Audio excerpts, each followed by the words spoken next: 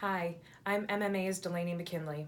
On February 2nd of this year, MIOSHA finalized major changes to safety requirements for walking working surfaces in all workplaces. Let me repeat that. It applies to all workplaces, including yours. These new rules replace old specification standards with new, broad, performance-based standards.